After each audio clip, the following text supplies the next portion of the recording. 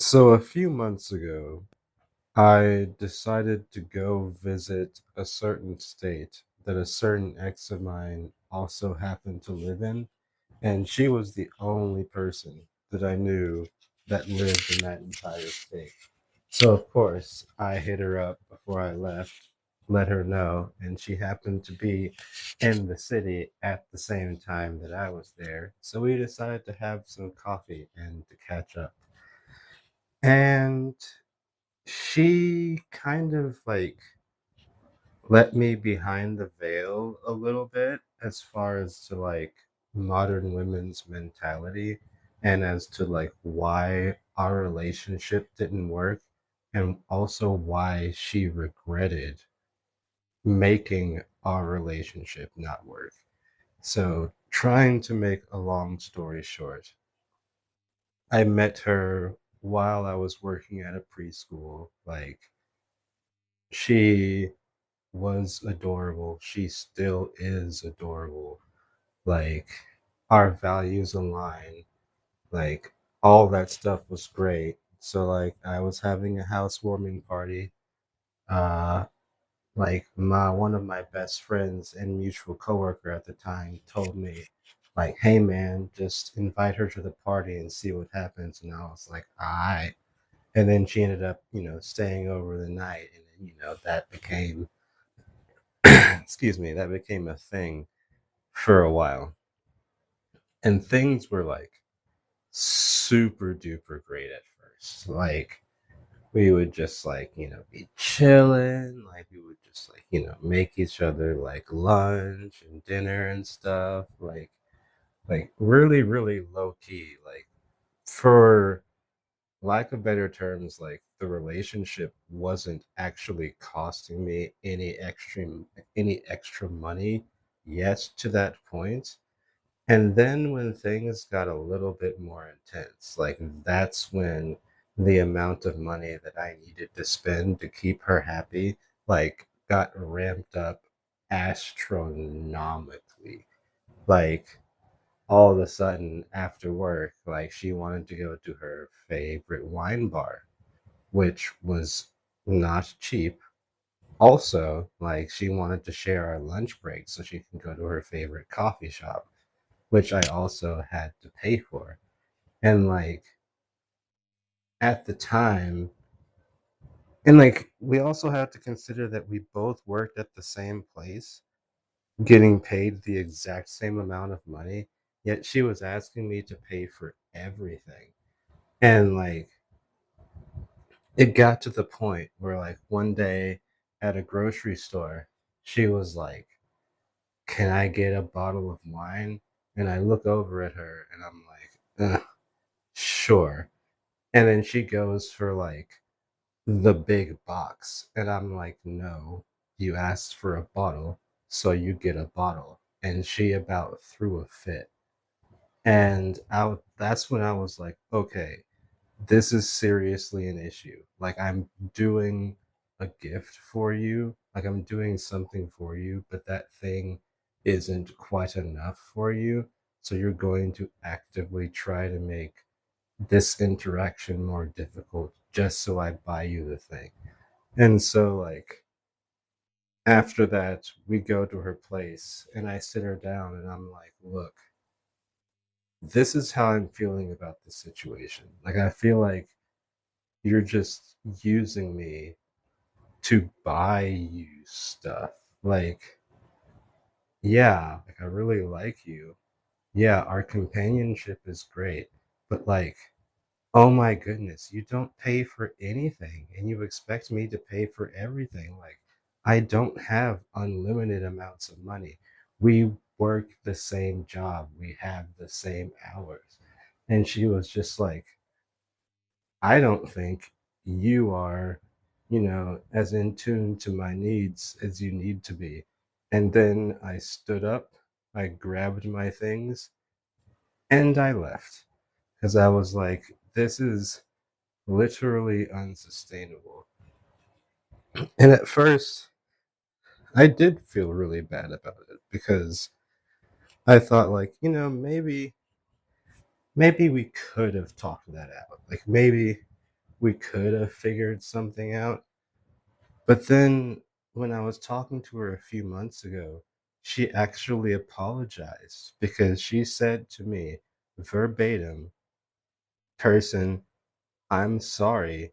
I thought it was men's responsibility to pay for everything." And then she commenced to tell me about her new partner who has a nice enough job that he has a fancy house and that she basically has an unlimited supply of wine. So obviously things some things don't change. Like it was so weird to hear her apologize for like draining me out of my money and then brag about the fact that like she's allowed to drain this guy out of his money, and I'm just like, oh my goodness. Like it's been revealed. Like the the like, I don't even know what else to say. Like if if all you can offer me is emotional stress and financial stress, then like I'm not even going to enter the situation. In fact, I'm almost starting to like to see it in just like mannerisms and then just like how people interact with the world. Like if you walk into a room and like you don't even make eye contact with the other people that are in the room. You just walk in. Like, I immediately don't want to know you because you're not even trying to, like, be a part of the space. You are trying to be the space. You think that you are so royal. You think of yourself as royalty to the point that, like, you actually think the other people in the room, their responsibility is to essentially worship you. And therefore, you think that it's my responsibility to worship you. And I think it's my responsibility to love you. And love and worship are not the same thing. Worship and adoration are not the same thing.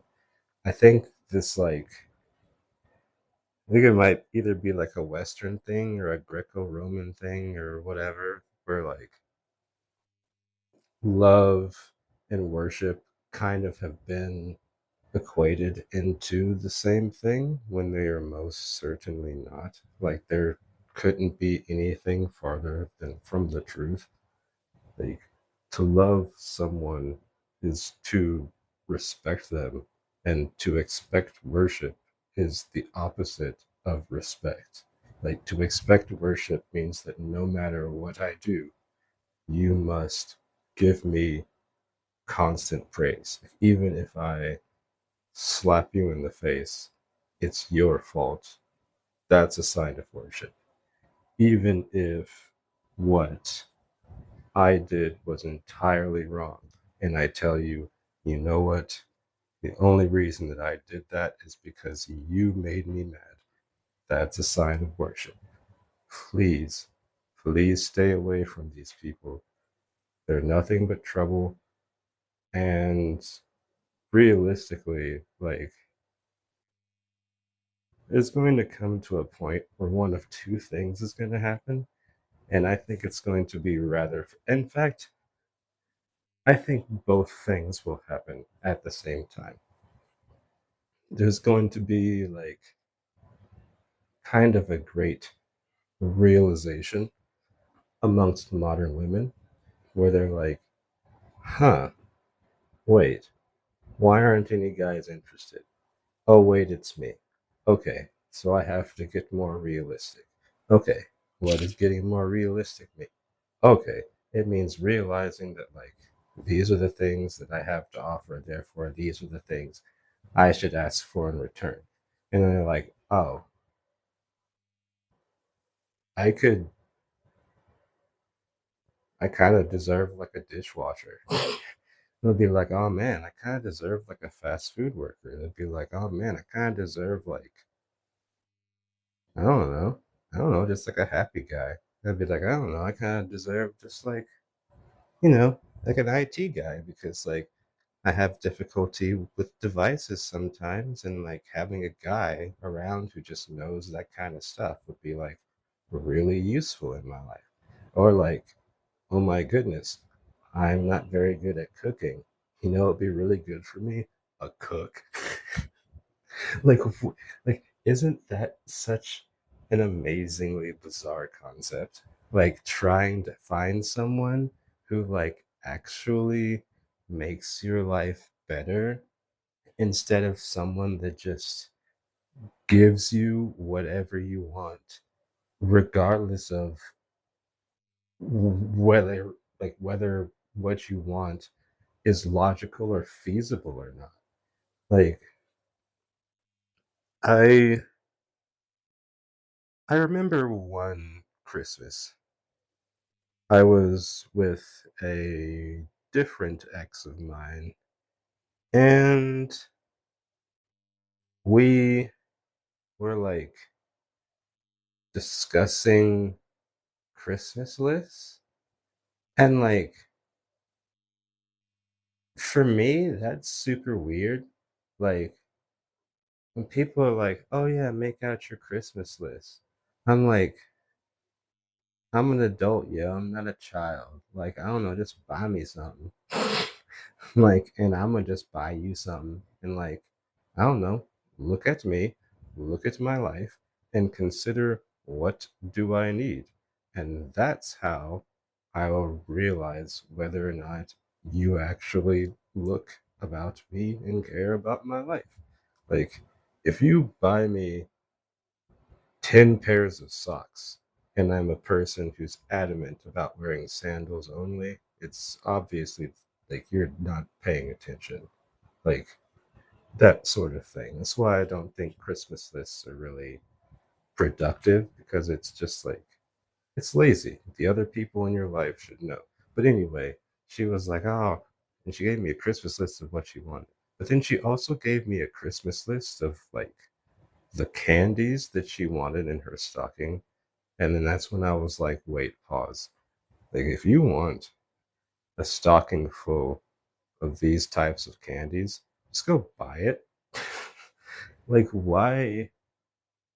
And like, you're not asking me to give you a list of the candies that I want in a stocking. You're just telling me to go get you a stocking full of the candies that you like. And I'm like, eh, eh, like, ladies, like I know this is long-winded and stuff, but I feel like this is actually kind of important to listen to.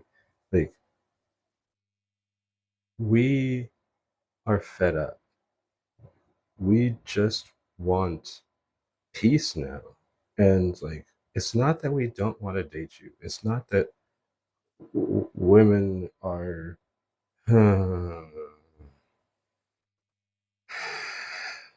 it's not that women are like less attractive than they used to be, although there might be some truth in that. It's that we just the the the expectations, the attitude, the blatant desire for financial gain above love is what's driving us away. And unless you all decide to take a moment, a day, a month, maybe a couple years to self reflect and see like what's actually going on, it's just going to get worse. And this is just a heads up from someone who personally loves women, who thinks that most of you are beautiful, and like it just makes me sad that like I used to be able to be a guy who just works a normal job and I could get a date. But nowadays it's like, where do you work?